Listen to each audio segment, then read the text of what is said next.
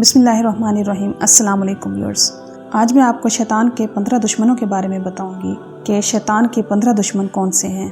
हज़रत फ़क़ी अबू लैथ समरकंदी रहमतुल्लाह अलैह ने अपनी किताब तंबीहुल गाफिलीन में वहब बिन मंबा रहमतुल्लाह अलैह से एक रिवायत नकल फरमाई है। इसमें है कि हुज़ूर अकरम सल्लल्लाहु अलैहि वसल्लम ने शैतान से पूछा कि ए मलून, तेरे कितने दुश्मन हैं? तो शैतान ने जवाब दिया कि 15 किस्म के लोग मेरे दुश्मन हैं। सबसे पहले दुश्मन आप सल्लल्लाहु अलैहि वसल्लम हैं, दूसरा आदिल बादशाह और आदिल हाकिम, तीसरा तवाज़ु करने वाला मालदार, चौथा सच्चा ताजिर, पांचवा खुशू करने वाला आलिम, छठा खैर ख्वाही करने वाला मोमिन, सातवां रहम दिल मोमिन, आठवां तौबा करके साबित कदम रहने वाला, नौवां हराम से परहेज़ करने वाला, 10वां हमेशा तहारत पर रहने वाला मोमिन, 11वां कसरत से सदका करने वाला मोमिन, 12वां लोगों के साथ अच्छा बर्ताव करने वाला मोमिन, 13वां लोगों को नफ़ा पहुंचाने वाला मोमिन, 14वां कुरान करीम की हमेशा तिलावत करने वाला आलिम व हाफिज़, और 15वां रात में ऐसे वक्त तहज्जुद और नफिल पढ़ने वाला जिस वक्त सब लोग सो चुके हों।